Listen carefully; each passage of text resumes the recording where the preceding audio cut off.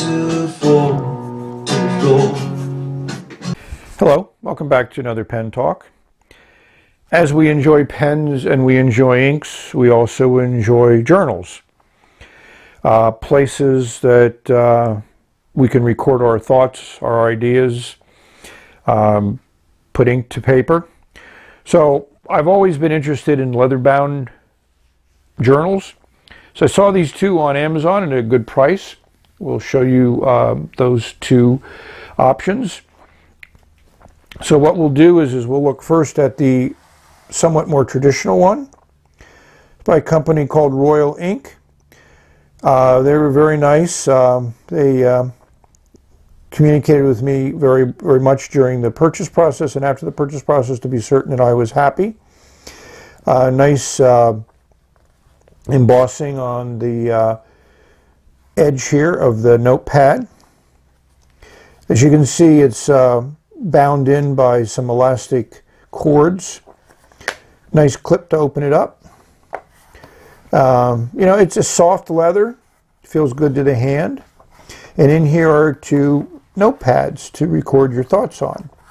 And because of the elastic pad, if you can find a notepad of this size, and we'll give you those dimensions, you can replace the paper. Nice cream colored paper, feels good. Kind of feels almost like Toma River paper, but it's not the same. It's a little thicker than Toma River paper. It feels good, and later on we'll take a look at how fountain pen ink works with that. Now we'll go to the more traditional or untraditional type of journal, and this is considered a medieval Renaissance handmade leather diary, and it is definitely of the handmade variety. You can notice the leather stitching on the side. It also has those same elastic bands. It feels much softer than the other journal, and it just has this cord to keep it closed. I may think of something else to replace the cord with because it wraps around quite a bit. But as we open it up, we notice some rough finish on the inside. I mean, it definitely has a handmade feel and look to it. And what makes this unique is handmade paper, hand-laid paper, hand-pressed paper, with all the little interesting little bits in it. So each page is unique. It feels coarse to the touch. It's pretty thick.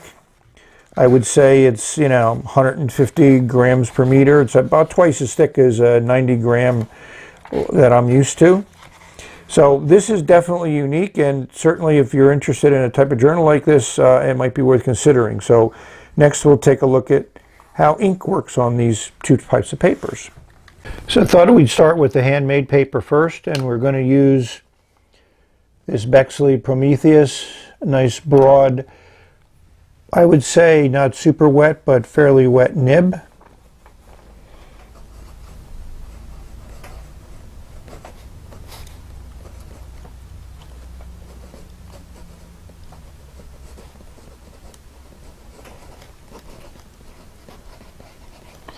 Not a bad experience. This is actually quite good.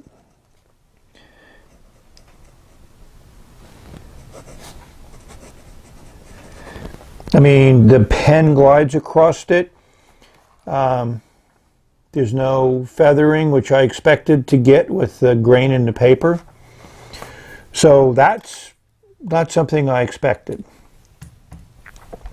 So next we're going to get this Delta Touareg, which has a fine nib, and it has, this was a Sailor ink, this is Noodler's Legal Lapis.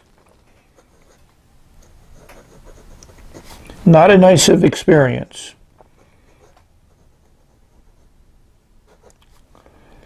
As you can probably hear, the finer nib on this paper is not as nice as the broad nib. So for those of us that love broad, wet nibs, this may be the excellent notebook for us. So this is that Lommy 27, which has an oblique broad nib and a Private Reserve Violet.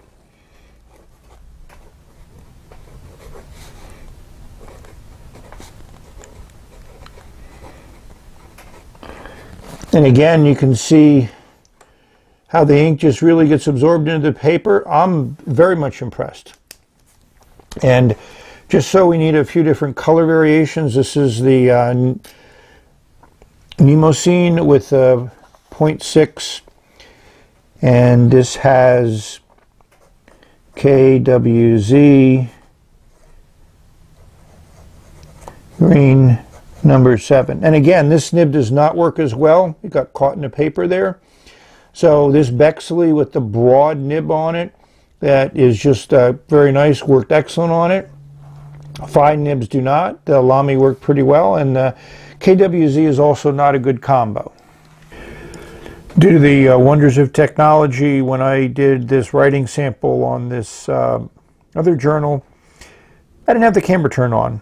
So we're just going to go through and I'll explain my experiences. Basically, on this paper, all 4 pens wrote very, very well. The paper dealt with the pens and the ink well. So this is nice smooth paper. Like I said, it's like a thicker version of Tomoe River paper. So hopefully this review of 2 journals has been useful to you, and they're definitely a very affordable price.